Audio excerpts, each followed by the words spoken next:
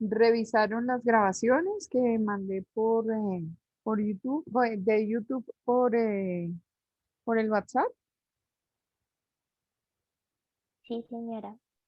Ah, bueno, muy bien. Muy bien, entonces vamos a ver cómo estamos hoy a nivel de lista. Laura Aguilar, Presente, profe.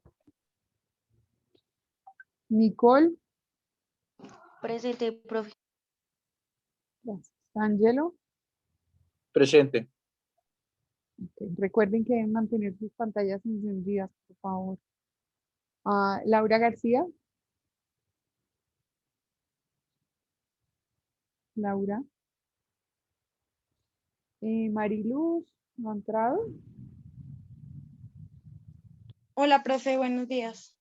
Hola, ¿cómo estás? ¿Cómo sigue tu mami? Bien, profe, pues todavía está hospitalizada, pero estoy haciendo el trámite para traerle el oxígeno a la casa. Ok, Entonces, estoy esperando eso. pero ya ha superado bastantes etapas del COVID. Sí, pero pues todavía sigue dependiente del oxígeno y el dolor muscular todavía es bien presente. Ay, qué Entonces me pesar. toca ayudarla a muchas cositas todavía. Sí, claro, me imagino. Sí, señora. Dios está con ustedes entonces en esa recuperación y para adelante. Gracias, profe. Bueno, una bendición grande y declaramos que en este momento tu mamita ya no tiene nada y que el poder de Dios es infinito y la va a recuperar cada día con una velocidad de la que te vas a asombrar. Amén. Amén, así es. Vale Oviedo, Presente. buenos días, chinita. Estefanía Pulido, Presente, profe. mm, Juliana Pulido, Presente, profe. Vale Rubiano, Presente. Miguel Ángel. ¿Dónde está? Presente.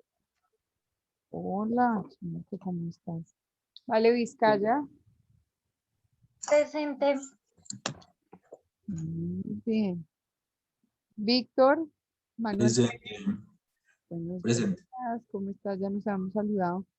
Dylan, Dylan que no lo veo, no lo veo. Y Luis Guillermo no ha entrado, ¿no? Bueno, muy bien, entonces disculpen aquí con la tosecita esta, que a veces pasan esas cosas. Bueno, entonces, ¿alguna pregunta con respecto a los teóricos de ayer? Sobre todo con el señor Eliseo Verón, que es como el más complejo para poder entender este discurso, esta semiosis social, esta situación donde aparece el signo como un representamen de determinadas condiciones que se dan para que yo pueda conocer una nueva realidad y esta nueva realidad pues obviamente me está mostrando algo que está sucediendo y que está inmerso dentro de estas personas. Eso es como el proceso de circulación de carácter social y hace que efectivamente pues nosotros conozcamos algo más de lo que no teníamos un referente. Hoy nos corresponde ver entonces a Paul Václavic. Vamos a ver qué pasa con Paul Václavic. Václavic es otro de los teóricos. Él nos deja conocer su teoría a partir de, me dejan saber si están viendo la presentación.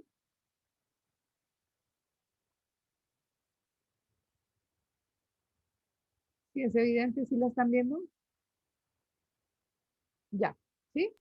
Ya Sí, aparece. profe. Bueno, listo. Entonces, Paul Václavic es otro teórico de la comunicación que tiene 5 axiomas y esos 5 axiomas pues obviamente nos están dejando ver otro proceso de fundamentación de nuestra, digamos, del ejercicio nuestro desde el punto de vista de la comunicación. Entonces, tiene un primer axioma y en el primer axioma se dice es imposible no comunicarse. ¿Por qué es imposible no comunicarse? Porque nosotros somos seres por naturaleza de comunicación. Recuerden que aquí estamos tratando de definir entre situaciones que son obvias, pero que las teorías lo que nos permiten a nosotros es identificar que las cosas son así y que no existirán otras condiciones adicionales. O sea, los seres para que tengamos una realización de carácter personal necesitamos comunicar. Las personas tenemos una verbalización, tenemos un esquema de carácter lingüístico, un ordenamiento de códigos que nos permite identificar que podemos compartir con el otro nuestras realidades. Entonces, ¿qué dice el señor Václavic? En lo primero dice, es imposible no comunicarse. Esta condición es propia de la conducta, es una situación sumamente obvia, porque pues nosotros todos sabemos que es así. Se nos pasa por alto, que es lo que les estoy contando, que a veces evidenciamos que de pronto las cosas pertenecen a la cotidianidad y a la normalidad, pero no las entendemos como un proceso en sí, y efectivamente esta es una realidad según el señor Václavic. Toda conducta de acción tiene como valor, tiene valor de mensaje, es decir, todo lo que yo haga, todo lo que genere, por ejemplo, un comentario para el otro, todo lo que genere un síntoma de agresión, de agresividad, de refutar una idea, todo tiene valor como mensaje. Es decir, si por ejemplo estuviéramos juntos, ¿sí? Por favor, para que me miren un segundo. Y si yo en este momento les hago así,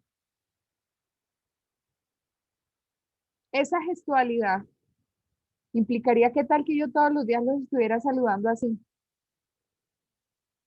En la gestualidad estoy demostrando, pues, o que me caen gordos, o que no quiero tener esta clase, o que qué pereza. Entonces, por ejemplo, cuando estamos así todo el tiempo,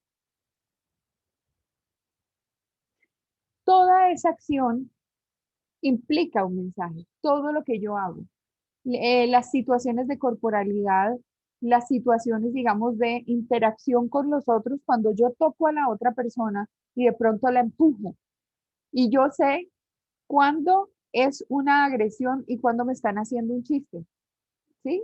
Entonces, toda acción tiene valor como mensaje. Toda conducta es una forma de comunicar. Pues ahí, pues digamos, todo lo que nosotros hagamos desde el lenguaje corporal, desde el lenguaje gestual, desde el lenguaje verbal. Recuerden que la verbalidad reúne la oralidad y el texto, la construcción de texto. A eso es a lo que nosotros llamamos verbal, porque tiene un verbo que es la utilización de un sistema lingüístico para comunicarnos. Entonces es una estructuración que nosotros conocemos desde pequeños, vamos fortaleciendo durante la vida, le vamos añadiendo palabras, le vamos añadiendo conceptos y específicamente vamos en un proceso de hacerlo crecer. Pero pegado a eso está toda la gestualidad de las personas que también, por ejemplo, dicen que una imagen vale más que 1000 palabras. No sé si ustedes saben y se los he dicho, en la gestualidad y en la corporalidad estamos llevando casi el 80% de nuestra comunicación, lo que quiere decir que el 20% se lo vamos a dejar a la condición de carácter verbal. Es muy, pero muy importante tener claro que, según el señor Václavic, toda acción tiene valor como mensaje. ¿Qué posibilidades tenemos? Rechazar la comunicación, aceptar la comunicación, descalificarla, identificar el síntoma como comunicación. Entonces, nosotros podemos tener una actitud frente al proceso de comunicación, y esto es lo que le añade a la teoría el señor Václavic dentro del primer acción. Entonces, todo comportamiento, según Václavic, es comunicación. A ver, vale, que te vi como allá como, ay, me quitaron la diapositiva. Entonces, ¿qué posibilidades tenemos? Rechazar la comunicación, aceptar la comunicación, descalificarla o retomar el síntoma como proceso de comunicación. Esto quiere decir En nuestra interacción, a veces nosotros no establecemos relaciones de carácter verdadero. ¿Por qué? Porque listo, toleramos a la persona que está enfrente, pero desafortunadamente, pues nosotros a esa persona no le creemos por algún motivo o razón. Lo que esa persona nos va a manifestar y lo que esa persona nos va a decir, nosotros lo vamos a rechazar de plano. ¿Y por qué lo rechazamos de plano? Porque cada vez que esa persona interactúa con nosotros, necesariamente no le estamos dando credibilidad porque en sí mismo esa persona no tiene credibilidad. Entonces, pues sí, la dejamos que hable y la dejamos que esté por ahí, pero efectivamente no aceptamos lo que nos dice, ni siquiera nos tomamos la molestia de analizar lo que está diciendo porque de plano tenemos un rechazo. Mientras que hay otras situaciones donde uno escucha y normalmente siempre esa persona le genera a uno confianza o desde que empezó su discurso, desde alguna forma, encontramos que lo que dice tiene sentido. Entonces aceptamos lo que nos dice, ¿sí? En otras oportunidades nos acercamos a los procesos descalificando. Ah, no, sí, lo dijo fulano de tal, pero no, es imposible, o sea, eso, yo no creo en eso. ¿Por qué razón no se cree en eso? Porque uno tiene sus propios convencimientos, sus propias historias y sus propias teorías alrededor de lo que le permiten a uno descalificar o no darle valor a lo que está pasando. Y la siguiente situación es el síntoma como proceso de comunicación. En este caso es lo que hay detrás que me deja a mí suponer que hay una condición, eh, digamos, especial para asumir que las cosas son así. Mariluz, te voy a pedir un favor si lo puedes hacer. Cuando tu mamita empieza con la situación del COVID, ¿cuál es Señora, cuál es la sintomatología que presenta? dolor en las extremidades, en las articulaciones, dolor en el pecho, dificultad para respirar, fiebre. La tos es más bien secundaria al dolor en el pecho y secreción nasal A medida que en algunas. A Señora, me- que a medida que fueron apareciendo esos síntomas, tú te fuiste preocupando y fuiste diciendo, uy, aquí de pronto hay una cosa complicada, porque además yo creo que todo no se le presentó de una, sino que fueron apareciendo cosas, ¿verdad? Fueron sí, sí, sí, apareciendo síntomas. sí, eso es progresivo, sí, señora.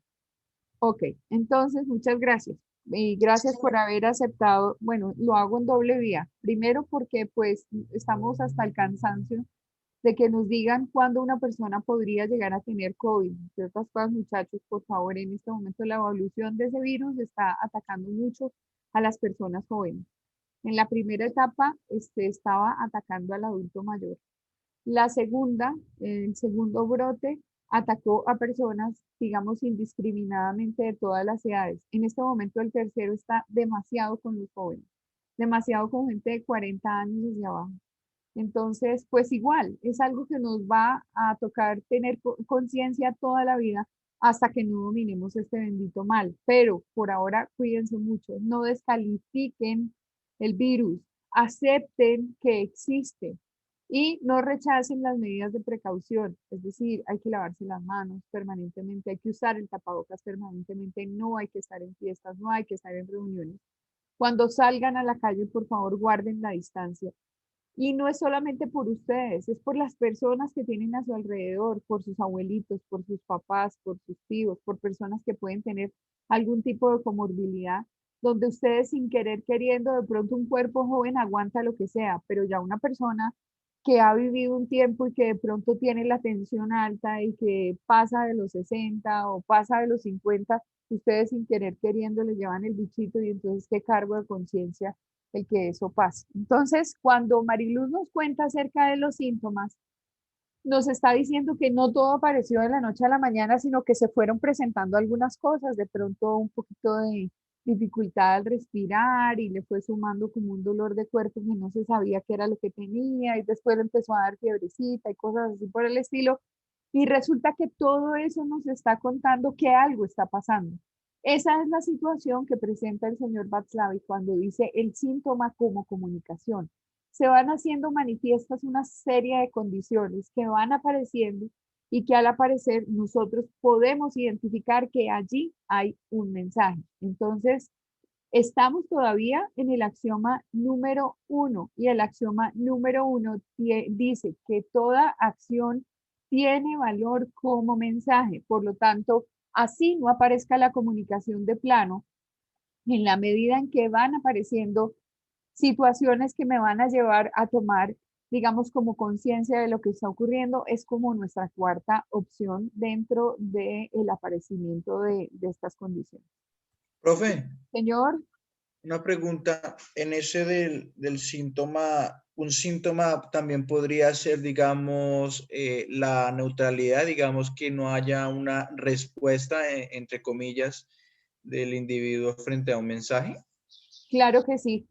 Por ejemplo, digamos que estamos inmersos en una situación de enfrentamiento. Estamos en Caloto, Cauca, por ejemplo. Estamos en Caloto y hubo enfrentamientos entre el ejército y la guerrilla en días anteriores, ¿sí? Y el día anterior la cosa fue como muy grave, como muy fuerte y tuvieron encuentros de carácter permanente y hubo de pronto un pare en el cruce de balas. Y de pronto todo se calma. Y entonces tú dices, aquí hay algo malo que está pasando. O unos se están organizando mejor o definitivamente la situación terminó o de pronto están muy calladitos para sorprender al otro. Entonces, en ese caso, la ausencia de esas manifestaciones podría hacer que se esté cocinando algo, como para llamarlo de alguna manera. Entonces, lo que tú dices es cierto. O sea, la ausencia de información, la ausencia de comunicación puede estar diciendo algo, ¿sí? Entonces, hay muchos procesos sociales que nosotros vemos que donde no está pasando nada, pero uno dice, uy, tan raro que estén tan calladitos. Entonces sí puede Y, ocurrir. y eso se puede considerar un síntoma, ¿cierto? Eso es un síntoma, claro. Ok. Es una situación, digamos que todo lo hacemos, yo lo hago con ejemplos muy sencillos para que podamos entender lo que está diciendo el autor, pero nuestra responsabilidad es después analizar la infinidad de situaciones de orden comunicacional que se presentan en la vida y que de alguna forma están, eh, digamos, como estructurando un proceso de comunicación. Como en el caso de que uno, digamos, está trabajando con un grupo, con una comunidad en particular. Ahí hay una problemática y empezamos a tener la implementación de una serie de medidas de contingencia frente a esa problemática. Y de un momento a otro no pasa absolutamente nada. Uno dice, uy, o se acabó el problema o se está agravando, una de dos. Entonces, esa falta de información o de acción, de todas maneras me está sugiriendo algo. Entonces, siempre esta teoría nos lleva a pensar que nosotros podemos analizar que socialmente pasan cosas y que hay que revisar estos axiomas porque ahí es donde viene el análisis de la situación, ¿sí? Eh, bueno, tendríamos que mirar tantos casos que se dan en la vida real desde el punto de vista periodístico, desde el cubrimiento. Por ejemplo, desde la comunicación organizacional, cuando estoy trabajando una estrategia de sensibilización eh, para adoptar una medida, ¿sí? Una medida que le puede cambiar la vida a mucha gente.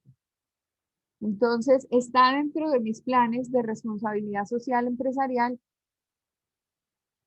y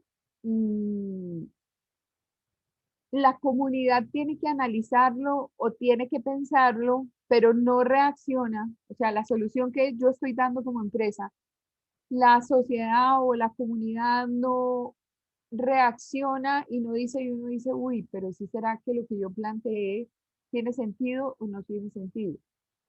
Por ejemplo, estoy en medio, como les he comentado, tanto los floricultores como los productores de gaseosas y como muchos otros consumen demasiada agua. ¿Y de dónde extraen el agua? La extraen del subsuelo. O sea, no solamente extraen todo lo que viene por estas fuentes hídricas, por riachuelos, por quebradas, por nacimientos, por todo lo que hay ahí, sino que también utilizan metodologías para extraer el agua del subsuelo. Eso igual va deteriorando el suelo de los terrenos donde está el cultivo, ¿verdad? Y eso sin querer queriendo va dañando los suelos de los vecinos. Entonces yo puedo tener en un lugar una planta productora de flores, pero de otro lado tengo unas vaquitas y esas vaquitas son pues de producción lechera, pero si hay algo que contamina el ambiente y contamina los suelos es justamente la ganadería. La ganadería tiene que tener unas prácticas ideales para evitar que los suelos se desgasten. Y por otro lado, tengo un señor que cultiva zanahorias. Adivinen de todos por esas dos actividades, la de ganadería y la de floricultura, ¿quién es el que más se va a afectar?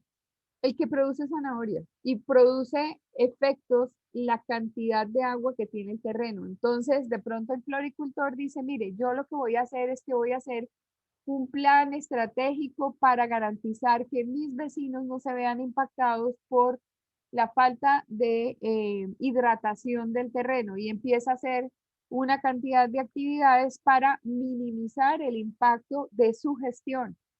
Y resulta que propone a sus vecinos, sobre todo a los campesinos que son agricultores, les propone un plan donde él, dentro de responsabilidad social, va a tratar de ayudar con algo y entonces abre comedores comunitarios para los niños de la región. Exactamente no es la solución del problema, porque yo necesitaría que se focalizara sobre aspectos de tratamiento de agua y de recuperación de las tierras. Pero digamos que está bien dentro de los planes de responsabilidad social empresarial que él por lo menos dé algo de su trabajo y de sus utilidades y de su producido para resarcir el daño que se hace sobre las comunidades vecinas que terminan siendo impactadas.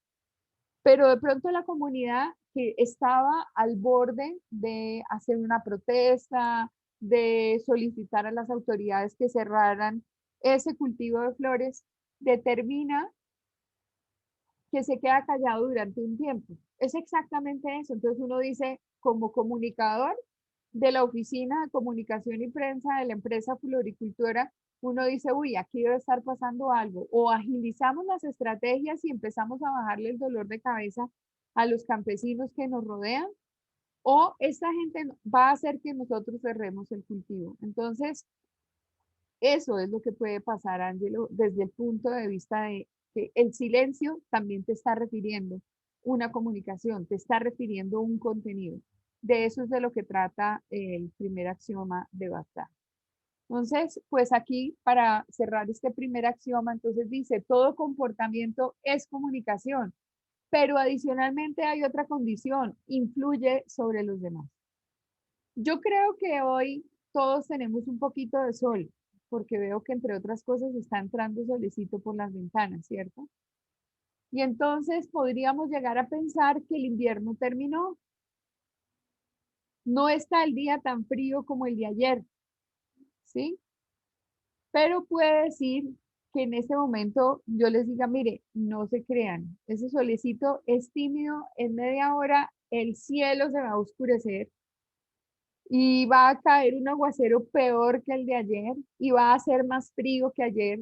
Y cuando yo estoy en esa actitud de comunicar, pero de tratar de tocar la mente de ustedes, o sea, de influir con mis ideas y mis opiniones, en medio de todo yo les puedo dañar el día.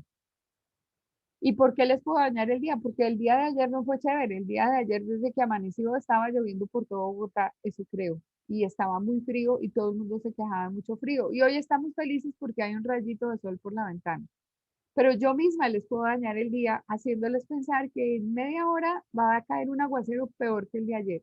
Entonces, No solamente el comportamiento es comunicación, sino que yo puedo influir sobre los demás. Pongamos a un grupo de actores en la calle y ese grupo de actores en la calle va a simular un miedo espantoso por andar en la calle y como a guardar todas esas situaciones que son comunicación desde la corporalidad, desde la gestualidad, mostrándonos que es una zona insegura. Entonces, por ejemplo, guardando todos los elementos que llevamos por ahí, escondiéndose el celular donde se pueda, mirando para adelante y para atrás. En ese momento uno ve la actitud de las personas y uno dice, brutos, ¿dónde fue que me metí? Aquí debe estar pasando algo, más bien, mejor dicho, yo me voy porque aquí esta gente tiene miedo. A eso es a lo que se refiere también Batsavi. No solamente toda acción tiene valor como comunicación, sino que todo comportamiento en sí mismo es comunicación y ese comportamiento influye sobre los demás. O sea que yo tengo la posibilidad de hacer que los demás piensen como yo, así lo que yo esté pensando no sea real. Lo que estamos analizando en este momento es el poder de la influencia a nivel de comunicación. Claro, entonces el primer axioma.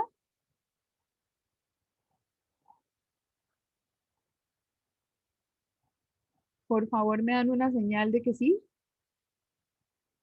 Sí, señora. Ok. Sí, profe. Bueno, listo. Sí, profe. Vamos con el axioma número 2. Toda comunicación tiene un aspecto de contenido y un aspecto relacional. O sea, no es solo intercambio de información. Dentro de ese proceso, nosotros tenemos conductas que van mediando la situación. El primer aspecto que dice Batsavic es que hay un aspecto referencial, que es el contenido del mensaje, el que en sí mismo lleva información. Y por el otro lado, hay un aspecto conativo, él lo llama aspecto conativo, que determina las conductas impuestas, o sea, una metainformación. Cuando nosotros hablamos de metainformación, de infrainformación, quiere decir que no va por el canal real. El canal oficial es esta es la información y la metainformación va por debajo, pero no necesariamente esta no se deja influir por esta que está aquí atrás. Es como cuando uno mantiene dobles agendas, o sea, que ustedes saben que algo está pasando, pero que no lo evidencian desde el primer momento, sino que saben que si lo callan es mejor, o sea, se guardan un pedazo de la información. Les voy a contar algo. Anoche, por ejemplo, creo que en el capítulo de enfermeras es que lo han pasado por comerciales. El actor que es moreno que se ennovió con una de las enfermeras, con Sol, tuvo una actitud ayer un poco extraña. Y la actitud extraña, yo no sé qué pasó porque no vi la novela. Sé que a él le regalan un reloj, ¿sí? Y está con un reloj ahí como recién desempacando ese regalo. Pero ese regalo viene con una tarjeta. Y Sol le pregunta y le dice, ¿y eso? Compró reloj y el otro en medio de esa actitud se agacha, quita rápidamente como la tarjeta que va con la dedicatoria, bota la tarjeta en la papelera y le dice a Sol, sí, efectivamente es que me compré un reloj, acabo de comprar un reloj. Y Sol mantiene una actitud y esa actitud es, ay, bueno, pero qué tan chévere. Ella, por un lado, está diciendo, listo, pues muy bonito lo que se compró y todo eso. Y con su actitud lo que está mandándole es a su novio la referencia de que ella se comió el cuento de lo que él le dijo. Pero ella sabe específicamente que en la caneca está la fuente de la información verdadera.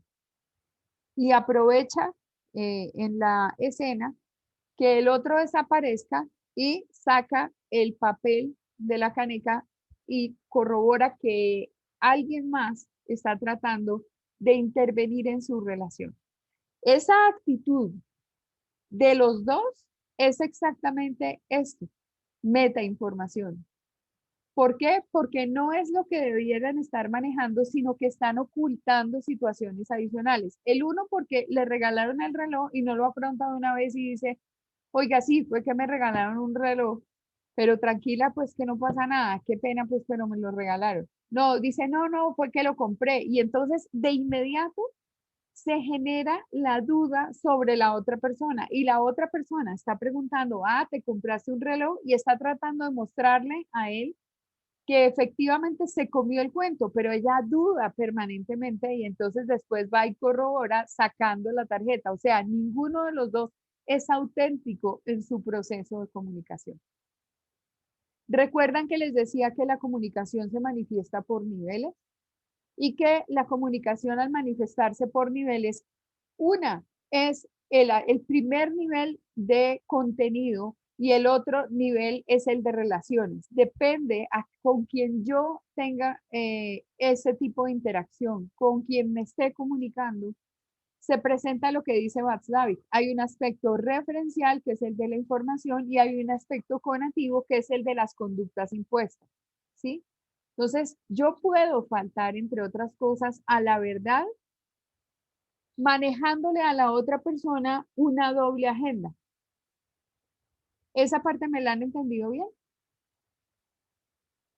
Es decir, no ser auténticos y no ser absolutamente reales en lo que estamos manifestando. O sea, lo que debería haber siempre es una completa autenticidad con el otro para mantener una interacción a nivel de comunicación, porque los engaños, guardarse cosas, de pronto manejar una información que no toca, pues digamos que nos lleva a la metainformación y hace que ese aspecto conativo toque de alguna forma el mensaje. Les voy a contar un capítulo de mi vida. Yo tenía como 20 años y con el novio que después fue mi esposo, en ese momento él estudiaba ingeniería y yo estudiaba comunicación, pero yo en ese proceso de estudiar comunicación, pues para poder asumir todas mis responsabilidades y mis cosas y el pago de la universidad, yo trabajaba cantando jingles,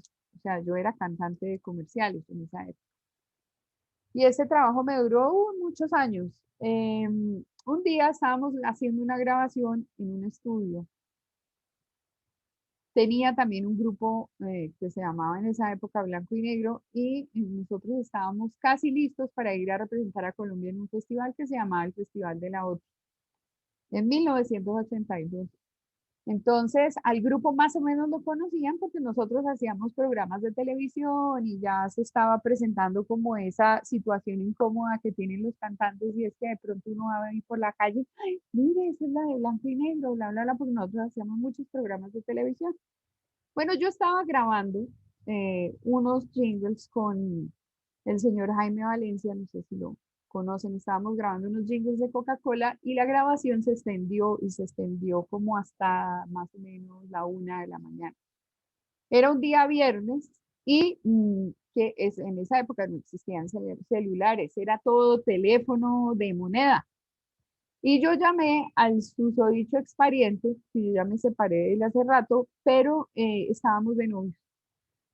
Y entonces yo llamé a su casa y me dice, la mamá me dice, no, él no ha llegado, él tenía clase y no ha llegado. Yo llamé más o menos como a las, póngale, como a las 9:30 de la noche, él tenía clase por la noche.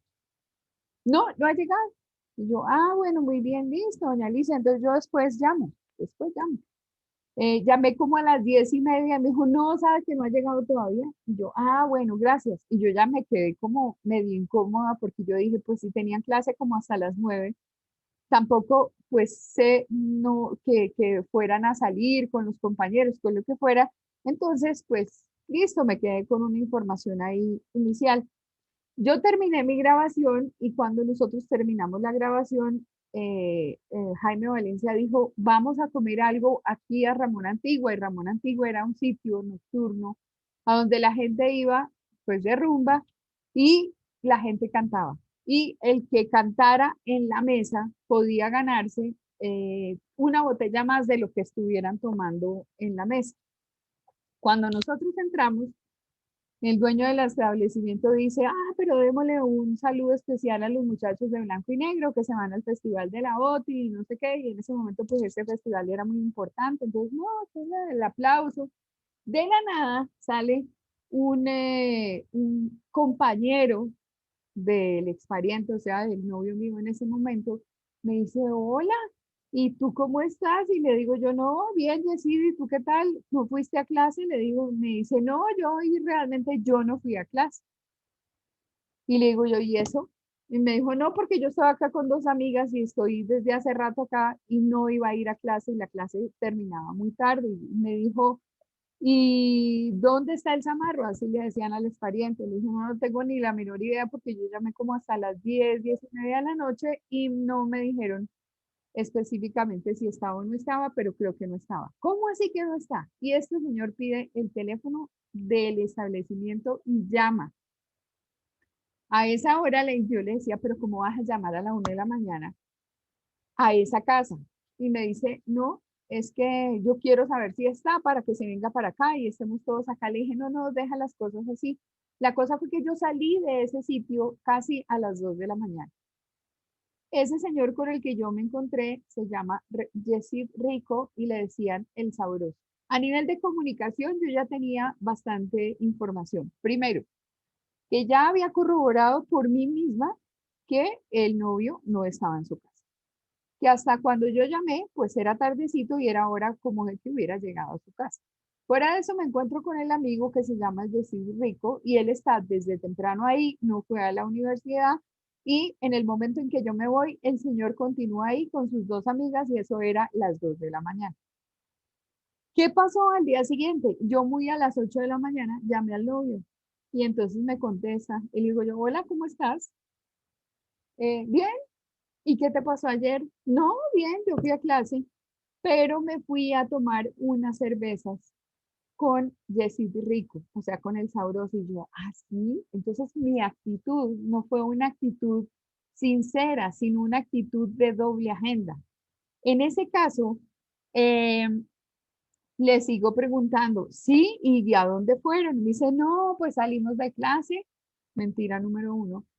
Estuvimos tomándonos unas cervezas y le digo yo, ¿y cómo a qué hora llegaste? Entonces me dice, no, yo llegué, creo que como antes de las 12 de la noche. Yo ya sabía que hasta la 1 de la mañana había llamado este señor, no estaba. Y que obviamente el señor estaba conmigo. Entonces, yo le seguí el juego un tiempo. Eso es manejar una metainformación, o sea, manejar una doble agenda, cosa que no es lícita dentro de los procesos de comunicación. Lo que nos está enseñando el señor Batlavic es primero a identificar cómo se da esa comunicación y que normalmente la gente debería trabajar sobre un nivel de comunicación, pero nunca por debajo o por encima ni guardar dobles agendas para hacer caer al otro en la situación, digamos, de, uy, se cayó esta persona. Entonces yo mantuve mi historia y yo finalmente, cuando ya no aguanté más, le digo yo, bueno, el único que puede tener una condición de aparecer en dos sitios a la misma vez es este señor. Me dice, ¿cómo así? Le digo, claro, porque su amigo estaba con usted y conmigo a la misma vez. Y yo hice con mi silencio que el otro fuera diciendo mentiras y mentiras y mentiras y mentiras y lo que estaba escondiendo era una situación de carácter real, pero manifestando otra a nivel de comunicación. Esto es para contarles que obviamente una cosa es el contenido, lo que WhatsApp hace aparecer como aspecto referencial y la otra es el aspecto conativo, lo que imponen las conductas. Y lo que imponen las conductas son manifestaciones que son adicionales y que de pronto no pueden ser de carácter real. Lo mismo fue cuando les dije que había niveles de comunicación, un nivel de contenido y un contenido de relación, es decir, que lo impone el tipo de interlocutor que yo tenga dentro de mi condición. ¿Entendieron el segundo axioma? Sí, señora, profe. Bueno, qué pena aquí que les cuente chismes, pero Señora. Esta situación nos lleva, digamos, a entender un poquito mejor a partir de los signos y a partir de las cosas. Entonces, bueno, puedo estar en desacuerdo con el contenido y en acuerdo con la relación. Ese es un primer capítulo. Puedo estar en desacuerdo con el contenido y en desacuerdo con la relación. Y también puedo estar de acuerdo con la relación y de acuerdo con el contenido. Entonces, son los distintos planos de interacción. Entonces, el primero, de acuerdo con el contenido y de acuerdo con la relación, tanto lo que me dice la persona como la persona en sí, el nivel de relación que yo guardo con ese referente de comunicación. En desacuerdo con lo que está diciendo, pero la persona igual yo la tengo cercana y tiene una credibilidad conmigo. Ahora, en desacuerdo con la relación porque realmente no tenemos un acuerdo entre los dos, es decir, yo no es que le crea como de a mucho, pero de pronto en ese momento sí le creí por la naturaleza de la información. A esto se refiere el señor Batsavich en su axioma número 2. Entonces, aquí, ¿qué podemos complementar de este axioma número 2? Que las situaciones de contenido aparecen desde el punto de vista del qué, de la pregunta qué. Recuerden que nosotros tenemos varias preguntas que son básicas para enfrentar los procesos comunicacionales. ¿Qué, cuándo, cómo, dónde y por qué? Y esto vamos a ver la teoría de Paul Václavic de las 5W. ¿Por qué las 5W? Porque estas preguntas en inglés todas empiezan por W. ¿Qué, what, where, when, which, o sea, con quién. Específicamente, el contenido hace relación al qué y ahí está manifiesto lo verbal, es decir, lo escrito y lo oral. Y en el tema de la relación está el cómo y está lo no verbal. ¿Y qué es lo no verbal? Pues obviamente vamos a ver unas imágenes, vamos a ver una fotografía, vamos a ver el diseño de una, no sé, de algo que tenga que ser de carácter gráfico. Entonces, espero que tengan clara esta situación. Una, el contenido se manifiesta desde el qué y las relaciones desde el cómo se dan las situaciones. En el contenido estamos hablando de lo estrictamente nivel de lenguaje, así sea oral o sea escrito, y en el caso de la relación, lo no verbal, es decir, una imagen, una gráfica. ¿Entendido el segundo axioma? Sí, profe. Sí, señora.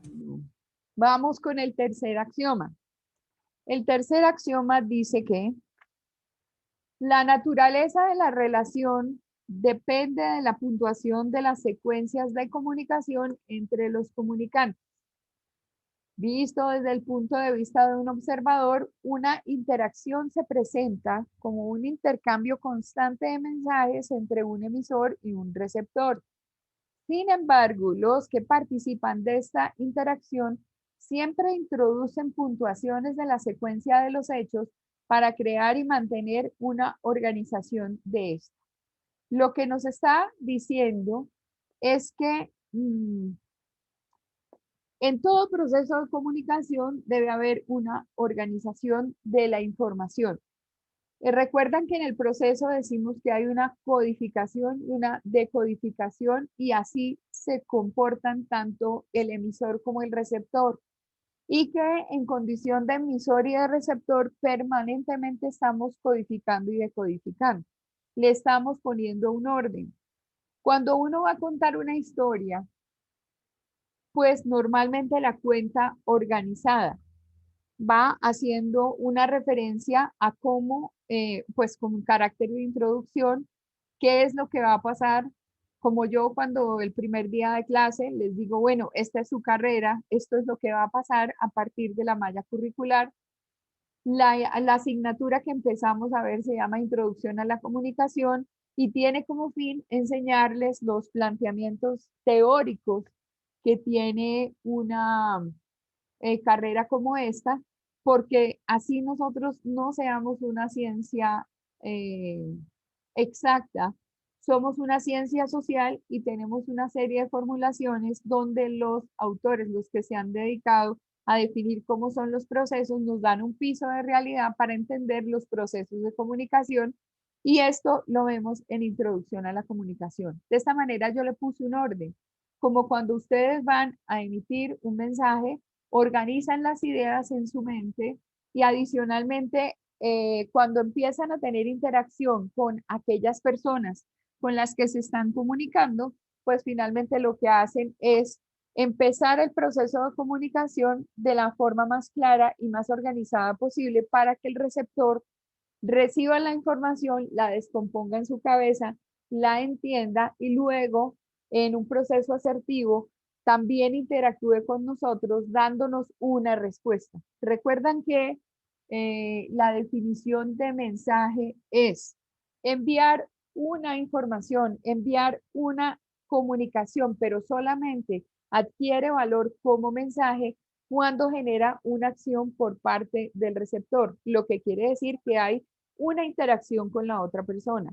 A nivel asertivo, lo que tú me quieres decir es esto. Entonces, en mi posición de profesora aquí en la virtualidad y lejos de ustedes, que no puedo compartir con ustedes y ver todas sus caritas al mismo tiempo, yo no podría identificar aquí, pues con la pantalla ocupada y con unos pocos que tienen la pantalla abierta, qué nivel de conciencia tienen acerca de lo que yo les estoy contando, o sea, del nuevo conocimiento. Por eso pregunto, ¿entendido el axioma número 1? ¿Entendido el axioma número 2? Y estoy permanentemente revisando si existe alguna pregunta o si no existe entendimiento por parte de algo que yo esté explicando, porque eso es lo que tendríamos que hacer de manera permanente. En una entrevista, sí, hay un personaje que nos contesta acerca de una pregunta que formulamos y no se entiende como muy bien, de pronto yo la entiendo, pero la opinión pública no la entiende. Y no la entiende porque le falta información. Y mi función es dar toda la información necesaria para que la opinión pública entienda qué es lo que está pasando. Entonces, no es que yo esté haciendo interpretaciones, no, es que hago un proceso asertivo de comunicación. Entonces, le formulo la pregunta. Entonces, señor ministro, lo que usted en este momento está informando es X, Z, Y, palito.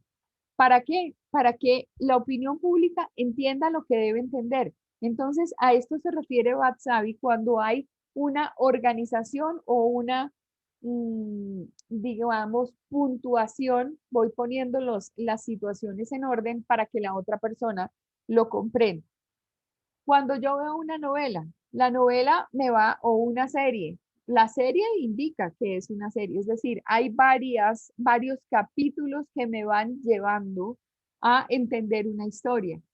Y de pronto cada capítulo puede tener como un mensaje en particular, pero todas encadenadas me hicieron comprender qué pasaba con los distintos personajes que estaban en la serie. Pero yo no puedo presentar los capítulos de la serie en desorden. Es decir, no puedo presentar el primero, a no ser que sea campaña de expectativa. No puedo enviar el primero donde matan al investigador y después mostrar al investigador en sus distintas etapas. Entonces uno dice, pero ¿cómo? ¿A este no lo mataron en el primer capítulo? ¿Cómo así que aparece en el segundo y en el tercero y después por ahí en el 20 otra vez lo vuelven a matar? O sea, no entendí. Lógico, tiene que haber una organización del proceso para que el interlocutor entienda de qué se está hablando. Desde el punto de vista de la oralidad, ustedes saben que en la comunicación verbal, la comunicación de carácter oral, tiene una organización en tiempo real de lo que yo conozco y de lo que yo sé, y yo organizo mis ideas y las estoy planteando en orden. A veces, cuando la mente va mucho más rápido y se presentan saltos en esa oralidad, uno junta dos palabras en una sola, ¿sí? Y uno se equivoca y tiene que corregir y volver atrás y volver a plantear porque se equivocó. Esas son situaciones donde nos está indicando exactamente lo que dice Václavic en este tercer axioma, que uno tiene que organizar primero y las cosas las va diciendo secuencialmente para garantizar que el otro entienda específicamente de qué estamos hablando. Y vamos a ver un ejemplo de del axioma número 3 de Paul Václavic. La discrepancia en cuanto a la puntuación de las secuencias de hecho tiene lugar en aquellos casos en que por lo menos uno de los comunicantes no cuenta con la misma cantidad de información que el otro, pero no lo sabe. Entonces, supongamos que A escribe una carta a B invitándolo a una fiesta. B acepta, pero su respuesta o su contestación nunca le llega a A. Después de un tiempo, A piensa que a B no le interesa la propuesta y por eso decide no prestarle atención. Por otro lado, B se siente ofendido porque no tuvo contestación a su carta y también decide no establecer nuevo contacto con A. Es muy fácil de entender. Yo los invito a ustedes a una fiesta. Entonces vamos a celebrar la finalización del primer módulo y entonces todos están invitados en tiempos de normalidad a mi casa. Y yo organizo todo y yo pues preparo no solamente lo que les voy a dar de comer, lo que les voy a dar de tomar, sino que entonces invito a un grupo musical para el festejo de que nos vamos a encontrar por primera vez y les mando a ustedes una comunicación y si son en este momento 14, llegan aquí 3. Y entonces la comida que yo tenía preparada para 14, todo lo que yo había organizado, de alguna forma yo lo puedo leer como así que de 14 solo llegan 3. Claro, ninguno me confirmó que habían recibido la invitación y ninguno me confirma con aceptación de que voy a ir. Voy a ir a su reunión. Muchas gracias, profesora. Voy a ir a su casa. Por 1000 razones, porque me queda lejos, porque es tarde, porque no puedo, porque la pandemia, porque lo que fuera. Cuando no existe comunicación y no existe retroalimentación, no existe un proceso de asertividad que medie, eso altera el resultado de la comunicación. ¿Por qué razón? Porque si yo les mando la invitación a los 14, ninguno me contesta o de pronto me contestan 5, pero llegan 3, hay algo que pasa ahí y se malogra o se toca o se daña la relación entre los intervinientes en el proceso. Entonces, ahí se desencadenan situaciones donde digo, oiga, pero ¿cómo así? Y yo invito a esta gente y esta gente no viene y resulta que cada uno tenía una razón para no asistir, pero como no la comunicó, entonces desata en mí una respuesta que no sería específicamente la respuesta de normalidad, sino que yo me puedo chocar por lo que ha pasado en primera instancia. Y ahí uno pregunta, ¿quién empezó primero? Recuerdan que en algún momento yo les dije que el emisor de la información es 100% responsable del entendimiento del mensaje. Entonces, es necesario hacer puntuaciones, no solamente en darle un orden, sino asegurarnos en dar una respuesta a nuestro interlocutor porque el interlocutor puede perderse y además puede dañar la relación que existe entre los intervinientes en el proceso. Es lo mismo que si ustedes, por ejemplo, están en una llamada y están hablando o le están contando una historia al otro, el otro que está del otro lado de la línea. Y en algún momento la comunicación se daña y ustedes como emisor de la información están hable y hable y hable y hable y de pronto no se dieron cuenta que la llamada se cayó y cuando van a ver el celular dicen, uy, pero ¿a qué horas me quedé sola conversando? Normalmente uno cuando está en esa interacción hace unas manifestaciones de aquí estoy, sí, exactamente, te entiendo, claro que sí. Y de la misma forma, uno se va enterando que el receptor está recibiendo la información de manera exacta. Entonces, a eso, a lo que se refiere Václavic en su tercera acción. ¿Lo entendimos? ¿Entendimos a qué se refiere la puntuación? Profe, ¿me puede hacer un favor? Sí, señora. Es que me tuve que ir un segundo. ¿Puede retroceder un momentico para tomarle pantallazo?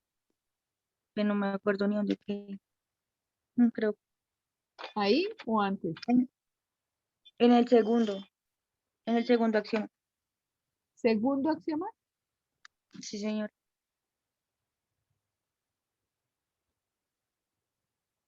Ahí, pásalo, por favor.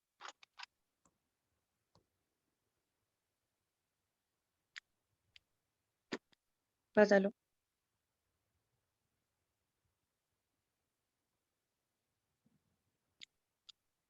pásalo, pásalo, pásalo, pásalo. Se re harto. Ahí estamos en el cuarto axioma entonces. Listo. Gracias, profe. Bien. El cuarto axioma dice Watzlawick, toda comunicación es digital y analógica. En toda comunicación humana es posible referirse a los objetos de dos maneras totalmente distintas. Estos tipos de comunicación se llaman comunicaciones analógicas y comunicaciones digitales. La comunicación analógica para Watzlawick es todo lo que no es verbal. La comunicación digital son todos los códigos correspondientes a lo verbal, es decir, eh, a la oralidad y a la textualidad en general, tanto al escrito como lo oral. Si recordamos que toda comunicación tiene un aspecto de contenido, o sea, el de referencia, y tiene un aspecto relacional, que es el conativo, que es el nivel de relación que tengo con la persona, el aspecto relativo al contenido se transmite de forma digital.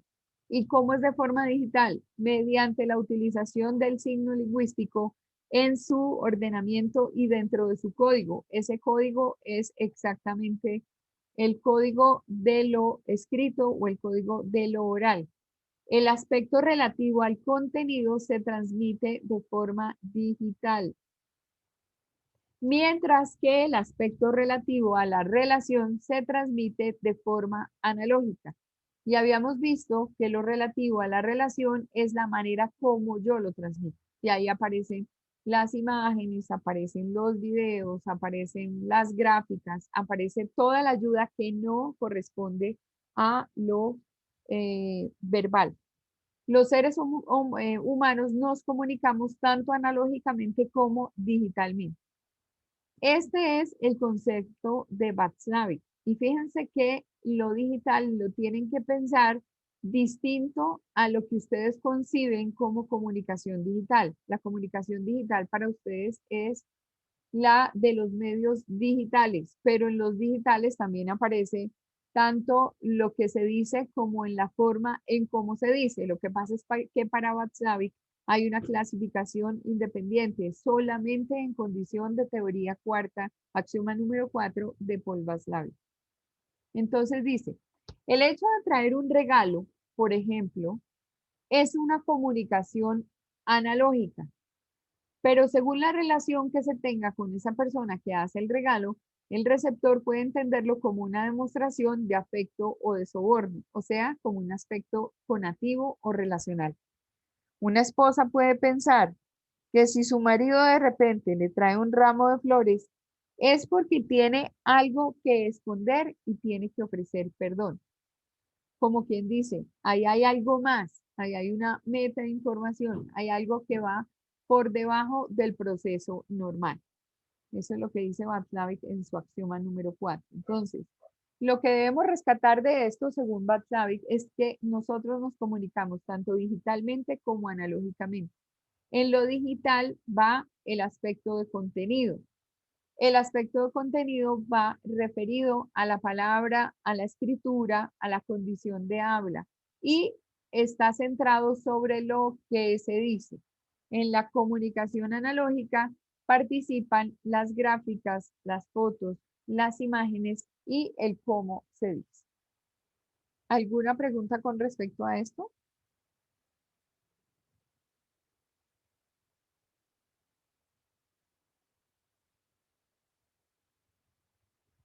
¿No? Bueno, entonces No, señora. vamos al axioma número 5. Perdonen un segundo, por favor. Mire.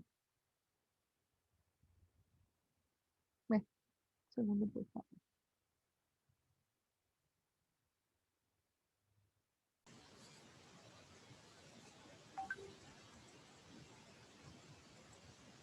Entonces continúo con el axioma número 5. Profe, qué pena, yo no veo la pantalla. No, es que estoy tratando de compartirla. Ah, ok. ¿Ya? ¿Ya la ves? ¿Sí? ¿Ya la estás Ya, viendo? ya, ahora sí. Sí, ya. Ah, bueno, listo. Ok, bueno, muy bien. Entonces llegamos al axioma número 5. Este axioma número 5 de la comunicación humana de Paul Watzlawick dice que en todos los intercambios de comunicación hay simetría y hay complementariedad. Entonces dice, todos los intercambios de comunicación son simétricos o complementarios. ¿Con respecto a qué? Con respecto a los intervinientes en esa comunicación. Entonces dice que si hay un aspecto conativo y es el cómo digo las cosas y cómo me relaciono, si voy al nivel de comunicación es cómo se produce esa comunicación, entonces existe una simetría. Cuando los participantes tienden a igualdar su conducta recíproca en la interacción y puede considerarse simétrica. Por ejemplo, ustedes y sus hermanos. Ustedes y sus hermanos tienen una relación simétrica porque todos son hijos de los mismos padres.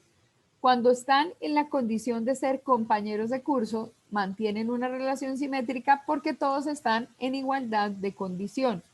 Todos son estudiantes y todos pertenecen al grupo de comunicación. Incluso si estuviéramos mirando en todos los que en este momento están en primer periodo, podríamos decir que hay una relación de simetría entre todos los estudiantes que acabaron de ingresar a la universidad.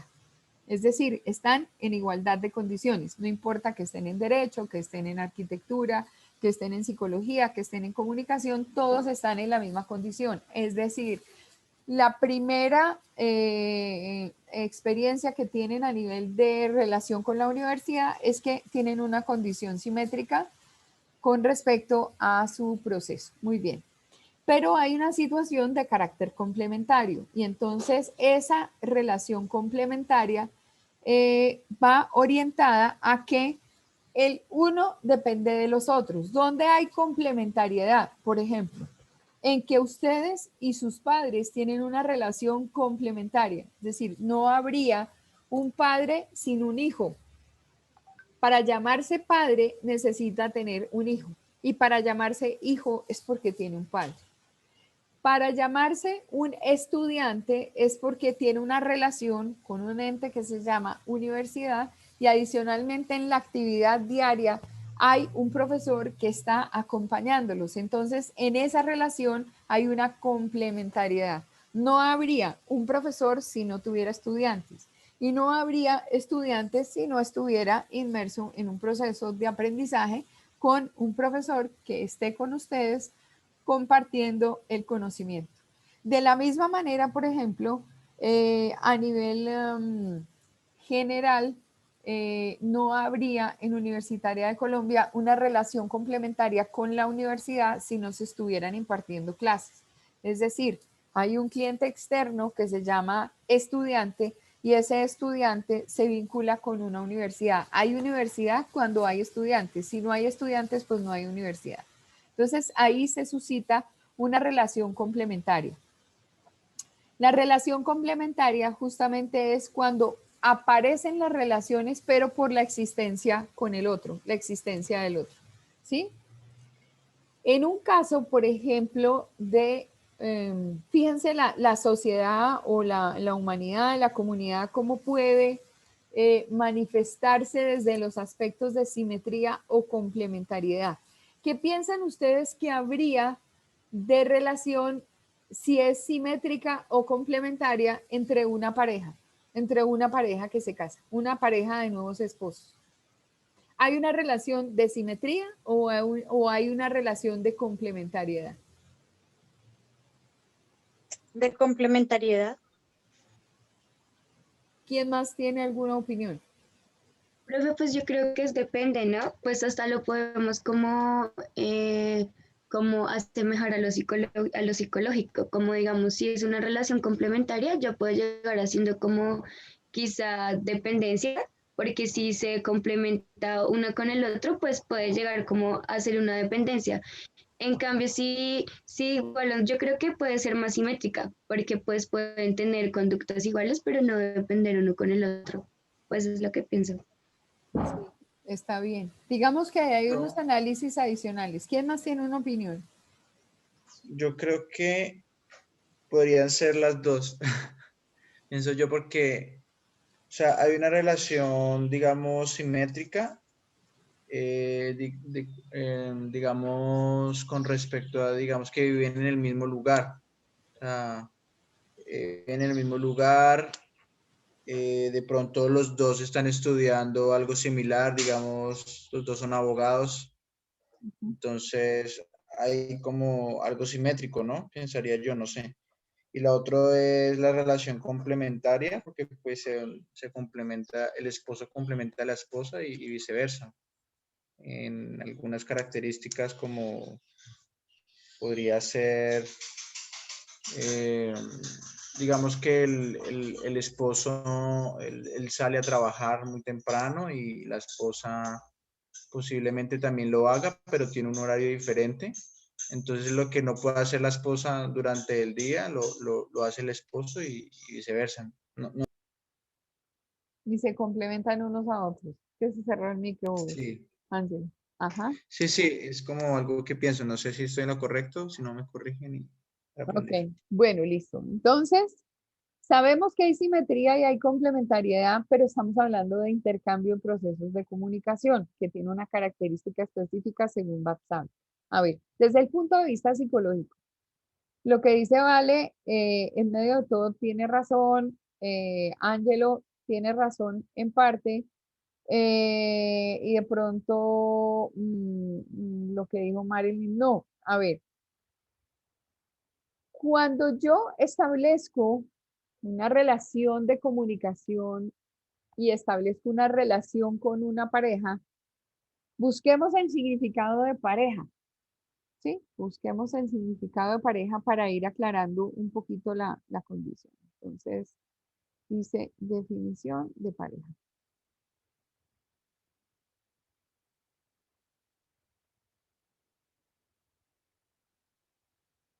Dice conjunto de dos elementos de la misma clase, una pareja de zapatos. Elemento que forma parte de un conjunto de dos de la misma clase. A este calcetín le falta su pareja. ¿Qué es una pareja?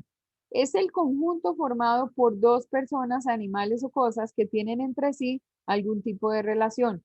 La palabra como tal proviene del latín pariculus, diminutivo de par, paris, que significa igual. Entonces, en este caso, cuando nosotros hablamos de igualdad, hablamos de simetría. Quiere decir que, pues culturalmente a nosotros nos han vendido otras cosas, pero en una relación hay igualdad. En una relación hay simetría. Cuando hay un proceso de comunicación simétrico es porque en ambos lados, tanto a nivel de receptor o a nivel de emisor, existe la misma posibilidad de intercambiar situaciones. Por ejemplo, vamos a pensar en una relación con mis compañeros de trabajo. Esa relación con respecto al trabajo hace que yo, como empleado, tenga la misma relación que tiene mi compañero de trabajo con la empresa. O sea, guardamos la misma relación, pero entre nosotros somos simétricos porque ambos tenemos igualdad de condiciones. Culturalmente a nosotros se nos ha vendido la situación de que de pronto el hombre pesa más en sociedades que son un poco machistas y que la mujer pesa menos. Como quien dice que sí hay oportunidades, por ejemplo, de trabajo, son solamente para el hombre. A eso es cuando nosotros nos referimos cuando iniciamos unas batallas por igualdad de género, es decir, que haya oportunidades laborales tanto para hombres como para mujeres. Que digan que es que el cerebro de las mujeres es distinto al de los hombres, está bien. Lo que no está bien es que digan que el cerebro de unos y otros es más el uno sobre el otro, porque los cerebros realmente son igualitos, ¿sí? Corresponde, digamos, como a chistes que tiene la gente y son chistes de mal gusto, porque nosotros puede ser que tengamos características físicas distintas, pero en sí tenemos las mismas oportunidades, tenemos los mismos derechos y tenemos las mismas situaciones. A eso se refiere con que hay simetría. Cuando Vale dice que estamos para apoyarnos o que los dos están en igualdad de condición, tiene la razón. ¿Dónde hay complementariedad? Cuando el otro no sobrevive sin el otro, o sea, el tipo de relación no se da. Entonces, por ejemplo, Angelo plantea que es que uno se complementa con el otro, sí. Pero fíjense que en las relaciones de pareja dicen, no, es que somos, mejor dicho, es que mi media naranja y yo, como quien dice, somos la misma fruta. Mentiras. Los psicólogos definen que uno puede ser aguacate y el otro puede ser limón. ¿Y por qué el uno es aguacate y por qué el otro es limón? Porque si recuerdan, hay una dimensión antropológica de la comunicación y esa dimensión antropológica nos hace ser a nosotros cada uno un ser original, un ser que tiene derecho a su intimidad, un ser que es absolutamente irrepetible, así yo haya nacido en condición gemelar.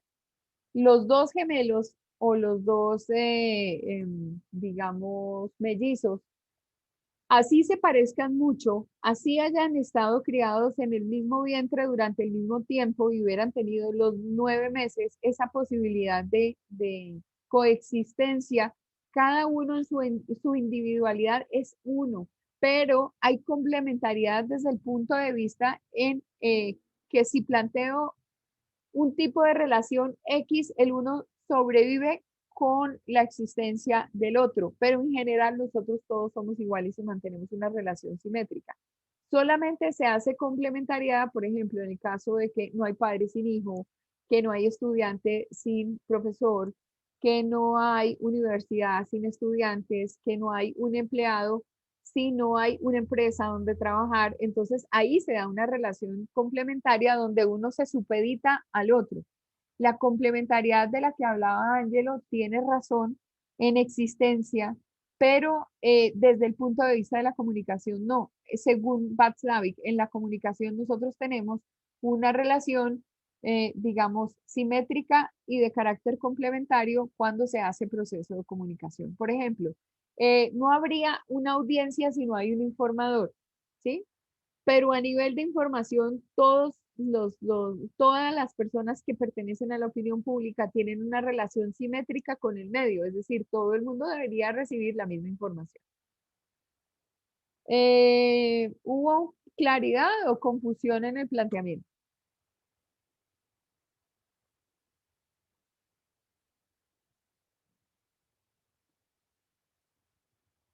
No tengo una retroalimentación. Es más o menos, profe, ahí toca. Simétrico entre iguales, complementario cuando el uno necesita del otro para subsistir a nivel comunicacional. Ok. Bueno, vamos a hablar de las escaladas. Entonces, la escalada simétrica, en una relación simétrica existe siempre el peligro de la competencia. La escalada simétrica es un síntoma de desestabilización de una interacción. Entonces, piensen que cuando todos los empleados tienen igual cantidad de oportunidades en una empresa, pero de pronto yo tengo un compañero de trabajo que es excesivamente lambón con mi jefe, ¿sí? Excesivamente regalado, que es esa persona que todo el tiempo está diciendo, sí, yo. Eso también se ve a nivel de clases, sobre todo cuando hay unas competencias muy grandes entre unos y otros. Eso hace que el grupo en general desestabilice la relación. ¿Por qué? Porque entonces uno va a pensar, ah, claro, pero ¿cómo es que es el preferido del profesor? Ah, claro, pero ¿cómo es el preferido del jefe? ¿Sí? En el caso, por ejemplo, de los padres con los hijos, a veces a los hijos mayores se les trata con mayor rigidez que a los hijos que son los menores. O en el caso de que haya hombres en su mayoría y de pronto llega una niña y la niña no importa el orden en el que está, si es la última, si es la tercera de los hijos, pero por el hecho de ser niña, los papás son un poco más suaves en esa relación con la niña que con los hijos varones. Entonces, ahí, por ejemplo, me pueden contar quiénes de ustedes tienen hermanos y quién se considera en desestabilización de la relación o en escalada simétrica por el hecho del ejemplo que les acabo de plantear. Yo, profe, ¿Sí? Bueno, cuenta, ¿cuántos son en tu casa? pues yo tengo 3 hermanos, 2 hermanas y un hermano, pero es más con mi hermano, porque él sí puede hacer todo lo que yo quiera y yo no. O sea, él hace todo lo que él quiere por el hecho de ser varón, pero tú no. Sí, ajá. ¿Y él es el mayor o el menor? No, él es el menor de todos. Ok, entonces ahí hay una doble situación. ¿Por qué? Porque él es el menor y fuera de eso fue varón. Entonces, en esa concepción de relación con los hijos, ¿tú te sientes de esa manera y tus hermanas también? No, pues solamente yo, porque yo soy la que vive con él. Mis hermanas pues ya se fueron. Ah, pues, Pero, ok, pero digamos, o sea, él solamente tiene 15 años. ok. Y si él quiere salir, sale. Si quiere llegar a la hora que quiere, pues llega. Y no le dice nada. En cambio, donde yo llegue a la hora que yo quiera, no me vuelven a dejar salir. Y eso es que tú eres mayor que él. Ok, Sí, ese es el típico caso de la escalada simétrica, donde hay un síntoma de desestabilización, donde no cuenta que el uno sea mayor que el otro o donde no cuenta que ambos son hijos y están en una relación complementaria con los padres. No, ahí hay una escalada simétrica donde entre los dos hijos no guardan la misma relación con los padres. Gracias por el ejemplo. ¿Alguien más tiene una situación similar? Yo, profe, pues a mí me pasa algo similar, pero no, pues me refiero, no así, porque digamos, pues yo tengo 2 hermanos, ¿no? Ujú. Entonces, yo soy la menor, pero aún así también soy mayor de edad, sino que las niñas corremos más riesgo y por eso pues los padres son más protectores en ese sentido. Ok, perfecto. Entonces, a ti te cuidan más que a los dos varones. Sí, pues más o menos. Ok, Lo perfecto. normal, profe. Ahí hay otra escalada simétrica. ¿Quién más tiene una historia similar o algo que podamos analizar? Pues, profe, yo tengo una hermana pequeña, mucho más pequeña que yo, y pues a las dos nos tratan igual, a las dos nos consienten y nos cuidan de la misma manera. Entonces ahí no hay escalada simétrica, ahí simplemente guardan una relación de complementariedad y de comunicación, digamos, con los padres. Son iguales, tanto la menor como tú, que eres mayor y bastante mayor que ella, ¿sí? Pero Sí, guardan, entre las dos son simétricas en relación con sus padres, pero se guarda la simetría entre ustedes dos y se guarda la complementariedad con sus padres, ¿sí? exactamente, profe. Ok, Ángelo, ¿hay más claridad ahí? Sí, sí. Ok, ¿alguien tiene algún comentario, algo que no hayan podido aclarar, establecer?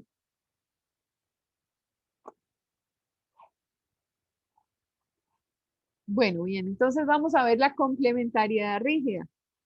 Dice, un problema característico de las relaciones complementarias Surge cuando A exige que B confirme una definición que A da de sí mismo y que no concuerda con la forma en que B ve a A. Vuelvo a decirlo lento. Un problema característico de las relaciones complementarias surge cuando A, o sea, Pedro, exige que B confirme, B sería José, exige que José confirme una definición que Pedro tiene de sí mismo y que no concuerda en la forma en que Pedro ve a A. ¿Sí? Pues, por ejemplo, Patricia tiene una amiga que se llama Consuelo. Patricia le pide a Consuelo que confirme que Patricia es muy sencilla en sus cosas. Pero resulta que Consuelo no ve a Patricia sencilla, porque todo lo que ha visto en ella es que es o demasiado creída o siempre está tratando de imponerle una condición que no tiene. Es decir, trata de modificar la forma en cómo Consuelo ve a Patricia. O sea, A, que es Patricia, está imponiéndole a Consuelo que la vea de una manera en particular. Esto pone a B, o sea, a Consuelo, frente a un dilema muy particular. Debe modificar su propia definición de sí mismo de forma tal que complemente y corrobore lo que Consuelo piensa de Patricia y corrobore que es inherente a la naturaleza de las relaciones complementarias, el que una definición de self solo pueda mantenerse si el otro participante desempeña el rol específico complementario. Entonces, ahí esta condición de la complementariedad rígida es que toca el criterio o la convicción que yo tengo de cómo nos vemos los dos frente a la situación. Entonces, por ejemplo, Nicole dijo, yo tengo un hermano menor. ¿Cómo se llama ese hermano menor, Nicole? No tengo ni hermanos. Ah, pero tú no me dijiste que quién tiene, ay, quién me contó, qué pena que es por las voces y me equivoco. Profe, fui yo, No, Sol. ¿Fuiste tú, vale? Sí, señora. Que tienes, ok, que tienes un hermano menor y ese hermano menor hace lo que a ti, lo que a él le parece, pero tú no puedes hacerlo. ¿Sí? ¿Ese fue el ejemplo que diste? Sí, pues, o sea, él a esa edad hace cosas que pues a mí no me dejaban hacer. Ok, perfecto, listo. Entonces tenemos el caso de Vale y su hermano. ¿Cómo se llama tu hermano? Alejandro. Alejandro. Listo. Alejandro y Vale. Vale va a ser B y Alejandro va a ser A. Y entonces Alejandro le dice a Vale, mira, es que yo soy tu hermano y adicionalmente yo soy un varón y yo puedo hacer lo que a mí me parece por el hecho de que soy varón. Y entonces Vale dice, es que yo no puedo pensar en eso. Yo solamente puedo pensar en que los dos debemos hacer exactamente lo mismo, porque ambos, ninguno de los dos es, digamos, ¿tú cuántos años tienes, Vale? Que se me olvidó. 18. Ok. ¿Y tu hermano tiene 15? 15. Y tu hermano 15. Para nuestros papás, nosotros todavía somos menores de edad. Yo no entiendo por qué tú haces cosas que a mí no me permitieron. Y entonces, para guardar la complementariedad rígida, entonces él está planteándote, no, es que tú debes pensar que yo soy hombre. Y por el hecho de ser hombre, yo tengo derecho a hacer lo que a mí me parece. ¿Qué pasaría en ese caso? Ahí obviamente hay una búsqueda de una complementariedad rígida que lo que hace realmente es desestabilización de la interacción entre los dos, porque al fin y al cabo ambos son simétricos en relación con un padre, ¿verdad? En relación con los padres. Entonces, ahí es cuando yo trato de imponerle al otro una definición que no tiene de mí. Y argumento que, digamos, debe haber razones para pensar así. Entonces, es como una situación que plantea Václavic, donde se establecería una complementariedad rígida en vez de que existiese una complementariedad que sea de carácter natural. ¿Sí? Esta situación, Ángelo, puede ser un poquito más confusa, pero esperaría que lo que plantea Vale con respecto a Alejandro hubiera sido claro. Vale no piensa eso de Alejandro. Y Alejandro no debería pensar lo que piensa de sí mismo porque no tiene razones para ser distinto a Vale. Igual hay una relación realmente complementaria con sus padres, pero entre ellos son simétricos. Entonces, en los primeros casos vimos una escalada simétrica cuando el uno quiere desestabilizar la relación de igualdad. Y en el caso de la complementariedad rígida, cuando se quiere hacer pasar a esa complementariedad por situación de que es que yo soy distinto y tú debes modificar lo que piensas de mí, aún guardando una condición de simetría. ¿Sí? Es como cuando el lambón de la clase quiere hacerse más presente con el profesor y le regala cosas, cosa que no debería ocurrir nunca en esta vida, y le regala cosas como para que modifique su forma de pensar acerca de él. Pero lo hemos visto siempre en las relaciones, en el trabajo sí que se da más. Cuando hay uno que se exagera con el jefe y quiere pasar por encima para tratar de hacer opacar a los demás. Ahí se da el fenómeno de la escalada simétrica, una desestabilización entre los iguales, una desestabilización entre lo que debe ser estas personas que trabajan para una empresa, todos son iguales, pero se quiere llevar a una desestabilización de la relación. Bueno, igual va a haber más tiempo de pronto para pensar en este tipo de situaciones. Profe, Señora, no sé si me quedó muy claro, pero pues te puedo dar un ejemplo para ver si me quedó claro. Digamos, con las redes sociales. Digamos, una mujer quiere subir una foto en ropa interior y eso no quiere decir que le tienen que faltar el respeto o que sea menospreciada por ello. Sin embargo, la sociedad machista la cohíbe de hacerlo porque si no puede llegar a ser una mujer fácil para ellos. Entonces yo como mujer me cohíbo de subir la foto y cambio mi pensamiento a que si la subo voy a ser irrespetada. Entonces ahí existiría una complementaria rígida de que yo tengo que cambiar mi pensamiento y no puedo hacer eso porque la sociedad machista no me lo permite. claro. Sí, es algo así, o sea, sí es eso. Sí, es así. Porque si, por ejemplo, si tú fueras una modelo, entonces mencionamos a cualquier modelo. ¿Cuál modelo se les viene a ustedes a la cabeza?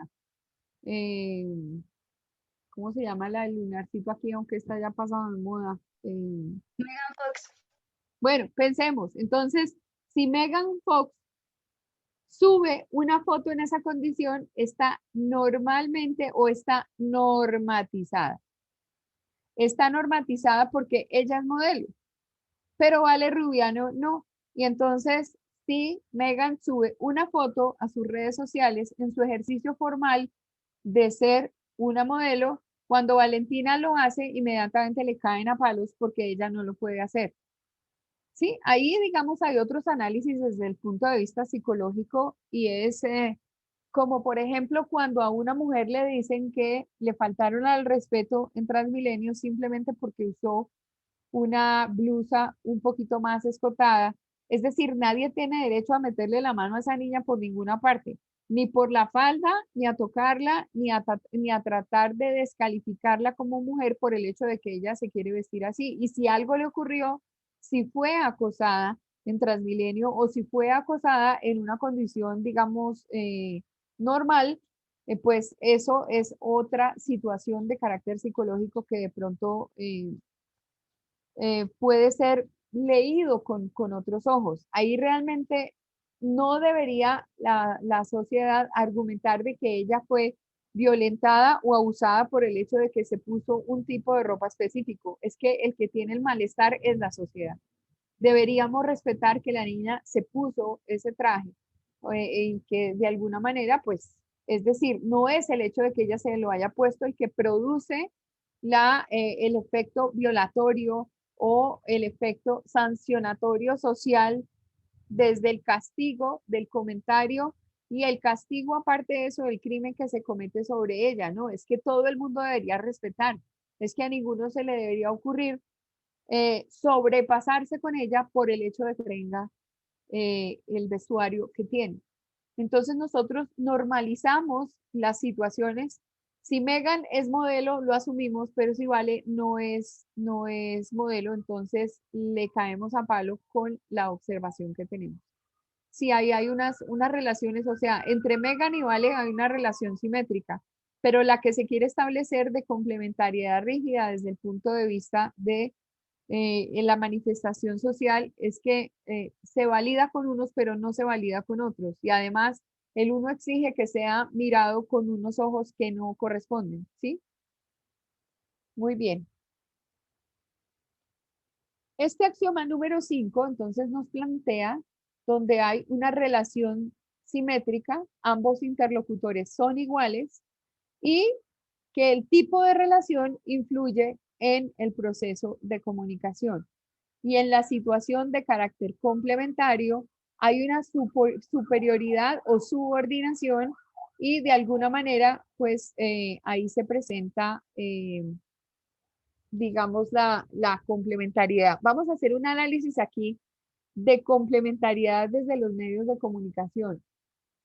El medio de comunicación debería pensar que cuando transmite una información, no tiene derecho a que la opinión pública quede pensando tal cual el medio quiere, solo por el hecho de que el que se informa tiene que supeditarse a las condiciones de información que le implica su medio.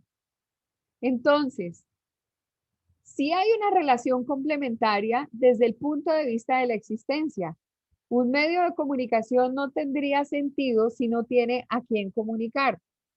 Y digamos, una audiencia específicamente no cumpliría con esa condición específica de quedar informado si no existiera el medio de comunicación. Ahí hay complementariedad desde el punto de vista del proceso de la información, pero no puede existir desde ningún punto de vista una forma de manejar las cosas desde el medio de comunicación para que la opinión pública termine pensando lo que no debe pensar, ¿sí? Es cuando nosotros hablamos de cortinas de humo, de que hay problemas, por ejemplo, mucho más graves en este momento que las mismas etapas de vacunación. Y ustedes ven que los noticieros todo el tiempo están con la vacunación. Que llegó el avión, que llegaron más vacunas, que están vacunando a fulano de tal, que el nivel de ocupación de las UCIs y que no sé qué, y nos tienen todo el tiempo focalizados sobre la información del COVID. Listo, necesitamos la información del COVID, pero ¿por qué no profundizamos sobre otras situaciones que son mucho más importantes para la opinión pública?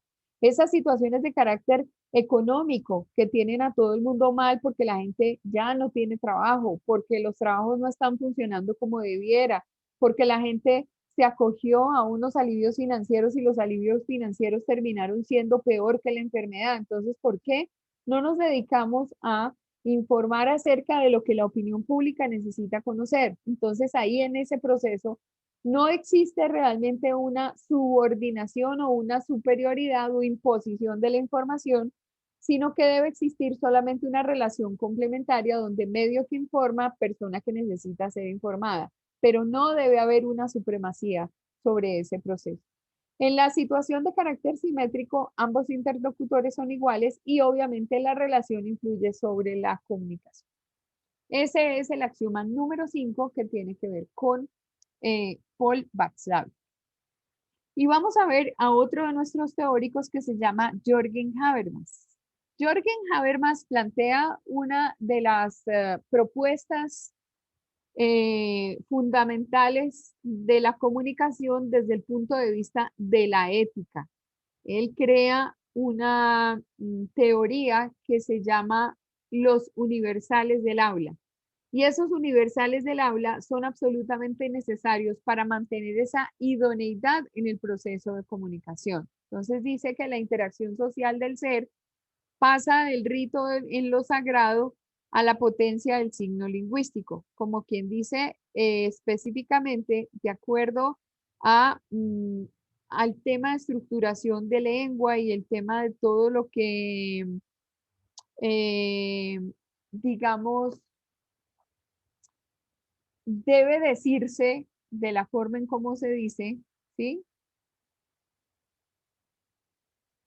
Esa interacción social de alguna forma se ve manejado de acuerdo a la condición en cómo la información fue planteada.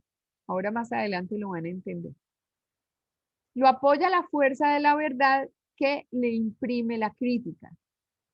Y adicionalmente dice, las estructuras de la acción comunicativa orientadas al acuerdo se vuelven fuertes en medio de la interacción social. Entonces, Jürgen Habermas se dedica a los temas de ética y los temas de ética los plantea en que el hablante, o sea, dentro de los sujetos que están manteniendo ese proceso de comunicación,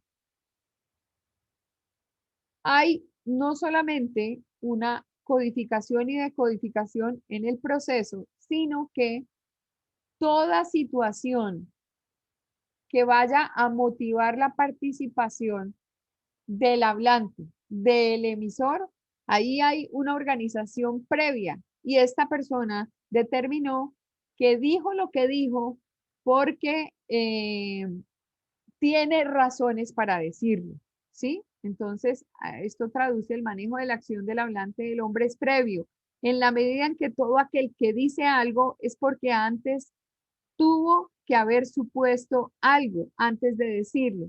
Tiene una idea y la va a plantear y en el planteamiento de esa idea es porque condiciona su actuación a que es necesario manifestar su opinión. Es como cuando uno está, por ejemplo, en el colegio y el profesor está hablando de algo y ya hay alguien en el curso que está levantando la mano y quiere participar. Y de todas maneras, no es simplemente la motivación de participar, pero no organiza las ideas. Entonces le dicen a uno, no, es que para hablar hay que pensar primero y hay que organizar las cosas. Entonces, Jürgen Habermas, que está planteando el tema de los sinónimos universales del habla, plantea que la comunicación debe darse con unas condiciones. Es decir, la persona que tiene que empezar un proceso de comunicación o intervenir en un proceso de comunicación, obviamente lo puede hacer, pero necesita previamente haber supuesto el análisis y la investigación y la organización lógica de las situaciones. Entonces, Jürgen Habermas plantea 4 posibilidades. La primera, inteligibilidad para lo que se dice. Es imposible la comunicación si el lenguaje se hace incomprensible para los hablantes. Entonces, en inteligibilidad. Si yo no estoy hablando al mismo nivel, si no me estoy, pongamos que por ejemplo en este momento yo pueda sostener la presentación de estas teorías frente a alguien que conoce de comunicación y lo haría con un lenguaje un poco más elevado y con unos análisis, porque sé que la persona que está interactuando conmigo ya conoce no solamente estos teóricos, sino los 98 restantes. Entonces, supongo que debe haber un nivel de comunicación donde se le dé inteligibilidad al proceso. Pero si yo subo ese lenguaje con ustedes que hasta ahora tienen un contacto con la comunicación, con las teorías de comunicación y con estos procesos comunicacionales, así sean, digamos, algo obvio en esta vida, igual requieren de una explicación específica. Entonces, es cuando uno dice, uy, no, pero este profesor habla y nadie le entiende nada. El profesor tendría que aterrizarse en un terreno donde ustedes realmente desde una aproximación muy sencilla Entiendan cuáles son estas teorías de la comunicación. Por lo tanto, le imprime al concepto inteligibilidad. Cuando uno entrevista a alguien que de pronto conoce mucho del tema, vamos a hablar de temas jurídicos. No es lo mismo un abogado y un magistrado de la Corte Suprema de Justicia que fue el responsable de hacer la presentación de un caso ante sus similares, ¿sí? Y con sus similares, luego del estudio, determinan que hay una sentencia. Y ellos hablan entre sí y hablan en un lenguaje específico. Cuando ese magistrado de la corte es entrevistado por un periodista o por un comunicador social, tiene obviamente que contar qué fue lo que pasó en ese proceso de producción de la sentencia, pero no le puede hablar a la opinión pública desde el latín que utilizan los abogados y desde el concepto mismo del derecho, sino tiene que aterrizar esa información en un lenguaje claro, lo suficientemente inteligible para que la persona del común, que no es abogado, que no tiene de pronto tanto conocimiento en el derecho, entienda lo que quiere decir esa sentencia. Por lo tanto, si las cuestiones son complicadas, como un profesor que yo tuve en economía en la universidad me decía, bueno, Claudia, y eso que usted está exponiendo a nivel de zapatero, ¿qué traduce? Como quien dice, debe haber inteligibilidad en el proceso de comunicación desde el punto de vista que ustedes, cuando elaboren los textos, no tiene que estar al nivel del sabio, sino al nivel de entendimiento de todas las personas, porque a todas las personas les interesa la información proveniente de la fuente, que en este caso sería la Corte Suprema de Justicia. Entonces, ese es un primer concepto dentro de los universales del habla. El segundo concepto de los universales del habla que plantea Jürgen Habermas es verdad. Verdad para lo que se dice en relación con el objetivo. Lo dicho tiene que ser la verdad. Entonces, cuando yo hablo de una mesa que además tiene un color particular que es verde, en realidad debe ser de color verde. No debo ponerle tintes distintos. Ese es el ejemplo clásico que propone Jürgen Habermas. Si la mesa es verde, hay que decirle a la opinión pública que la mesa es verde, no que es verde con pepitas o no que es un verde amarillento o que es un verde azulado. No, es verde o es verde. No hay una forma distinta de plantearlo. Si indico una acción, esta debe ser consecuente con lo expresado, ¿sí? En una expresión normal de, yo ya lo había mencionado acá, muy bonito, ¿no? Si yo lo estoy planteando así, es porque en la forma real es bonito, no porque yo utilice la estructura lingüística para determinar si yo solamente lo leo, pero no veo la acción de la persona, es decir, lo que complementa la información, lo que me hace pensar en un concepto distinto es la actitud del hablante. Y ahí me devolvería, por ejemplo, a Paul Batsavi. En la forma en la que se dice. Si yo tomo textualmente muy bonito, es porque estoy coincidiendo con la otra persona en que lo que está pasando es bonito, la situación es bonita, pero en condición de verdad no es real, porque yo con mi expresión gestual, con mi expresión corporal y la entonación que le pongo a la verbalidad, o sea, al contenido, estoy manifestando que no estoy en acuerdo. Entonces, esas cosas, por ejemplo, alteran el proceso de llegar a universales del habla. Si yo le pongo un condicionante a lo que estoy diciendo, muy seguramente ese condicionante va a hacer que la opinión pública piense diferente. Entonces, ya tenemos una primera condición de los universales del habla. Primero, hay un proceso de comunicación inteligible para la forma en cómo se dicen las cosas. Debe ser comprensible entre los hablantes. La segunda condición es la de verdad. No puedo decir algo que no es. ¿Sí? Por ejemplo, hoy, digamos que en Manizales dicen que están sobre el 97% de ocupación en UCIs.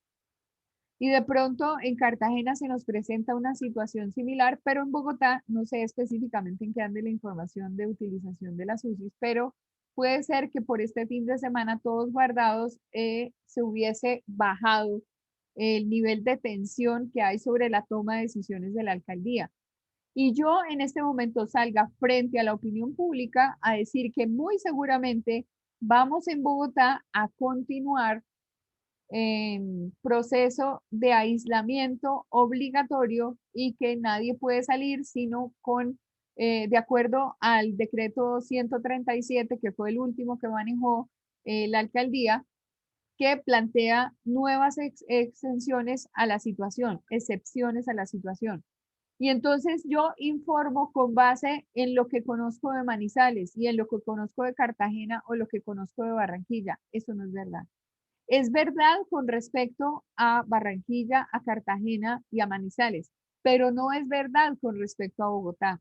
Por lo tanto, lo que yo digo es lo que es. Si la mesa es verde y no hay otra opción. O sea, es cuestión de plantear verdades para lo que se dice. Entonces, digamos, consecuente con lo expresado. La siguiente situación es la del tema de rectitud. La rectitud hace referencia a una relación que tengo yo con el contexto normativo y quiere decir que todo hablante respeta el conjunto de normas dentro del contexto. El hablante debe corresponder a un conjunto de normas aceptadas por el grupo al que pertenece. Por ejemplo, en esta clase decimos que así tengamos opiniones en contrario, podemos manifestar esas opiniones frente al curso y así sea una locura lo que yo planteé, nadie, en absoluto nadie, tiene por qué caerme a palos por lo que estoy diciendo. Digamos que Vale está planteando el caso de sacar una foto en ropa interior. Esa es su versión de la situación. Ella es lícito que pueda sacar una foto así y no necesita ser Megan para tener la dicha, la fortuna, el agrado y la condición de publicar esa foto. Pero de pronto, Ángelo dice, no, es que eso no es así, es que yo no pienso que sea así porque efectivamente a ella le van a caer a palos y le van a caer a palos pues porque no es lo mismo Megan que Valentina. Y ella, como es una mujer del común, debe cuidarse un poquito más porque definitivamente tiene que evitar consecuencias de eso que ella publicó. Así los dos piensen distinto, deben tener todo el respeto, pero Ángelo debe ser auténtico en lo que dice y Vale debe ser auténtica en lo que dice. O sea que debe haber rectitud por parte de los dos, es decir, lo que sienten corresponde a unas normas aceptadas. De pronto Valentina puede abrir un espacio y decir, entiendo lo que dice Ángelo, ¿sí? Ahí nos puede pasar lo que se estaba planteando anteriormente, que ella está de acuerdo con la persona, pero en desacuerdo con el contenido de la persona. Entonces, está de acuerdo con que Ángelo plantee lo que tiene que plantear, pero lo que Ángelo está diciendo de pronto del todo no convence a Valentina. Eso es en situación de rectitud. Ambos están hablando de condiciones completamente lógicas, aceptadas socialmente, pero cada quien defiende su posición. Veracidad, como expresión de pensamiento. Lo que expresa es lo que realmente piensa para evitar romper el proceso de comunicación. Entonces, la veracidad va en la intención de realidad de que eso es lo que yo realmente estoy pensando. ¿Sí? No como en el caso que yo les conté, que yo para hacer caer en desgracia al novio de ese entonces, yo le guardé información para hacerlo caer redondito a la mañana siguiente porque yo tenía una información adicional. Él no sabía que yo tenía una información adicional. Entonces, era la verdad, pero la veracidad actúa en torno a lo que se piensa. Entonces, verdad para lo que se dice y veracidad en el tono en el que se dice. Entonces voy a devolverme para que identifiquemos los universales del habla. Primero, inteligibilidad, totalmente claros en el proceso, totalmente lógicos con lo que estamos diciendo desde el punto de vista que todo el mundo entiende que estamos diciendo. ¿Verdad? Porque lo que estamos manifestando es relativo específicamente y concuerda efectivamente con lo que está pasando. Y para finalizar, rectitud desde lo que nosotros decimos, porque hay un contexto normativo o una norma que nos impide hablar en contra de esa norma. Las normas las aceptamos socialmente y veracidad es realmente expresar lo que yo digo. ¿Hay alguna duda con respecto a esto que estoy planteando en el día de hoy?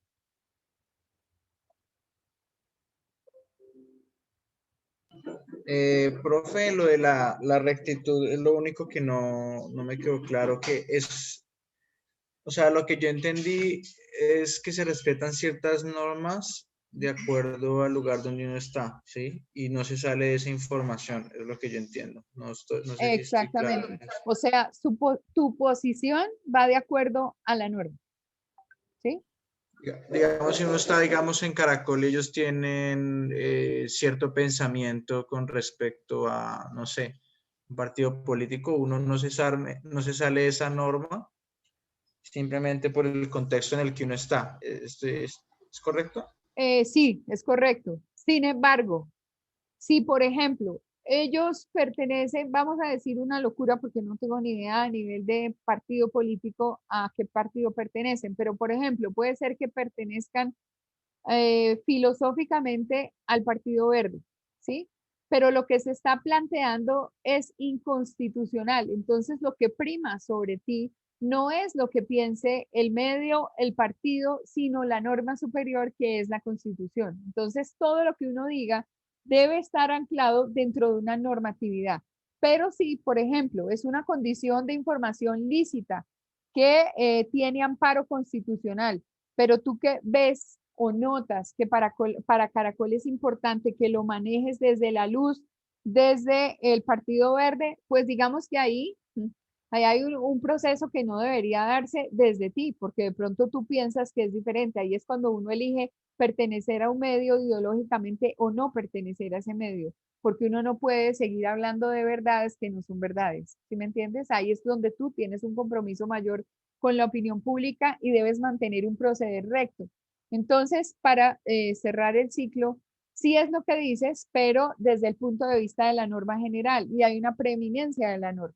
Hay un proceso constitucional, la Constitución es norma de normas y de ahí en adelante todo lo que se diga en ordenamiento. Entonces el medio debería acogerse a la norma para actuar en posición de rectitud. No debería importar su posición política. Bueno, muy bien. Entonces, ¿hay claridad en todo? ¿Te quedó claro, Ángelo, o todavía dudas? Sí, ya, ahora sí me quedó claro. Ok. Yo tengo una pregunta con lo primero que dice, la interacción social del ser pasa del rito en lo sagrado a la potencia del signo lingüístico. Eso no lo entendí bien. La potencia del signo lingüístico es que cuando tú debes hacer uso de esa estructura de lenguaje, no debes supeditar todo lo que dices frente a, digamos, tratando de convencer, ¿sí? Tratando de utilizar ese lenguaje para convencer, sino desde el proceso de realidad. O sea, tú no puedes engañar, tú no puedes modificar la condición de información exagerando. Si es lo que es, pero específicamente, obviamente, lo tienes que hacer frente a un proceso que sea real y veraz. Bueno, entonces igual les voy a dejar algunos videos en plataforma para que complementen la información si hay algo que no quedó claro. Les deseo una feliz clase, les doy la despedida ya porque faltan 2 minutos para que se conecten con su profesor de Historia Mundial Contemporánea. Un abrazo para todos. Gracias, profe. Chao. Profe, chao.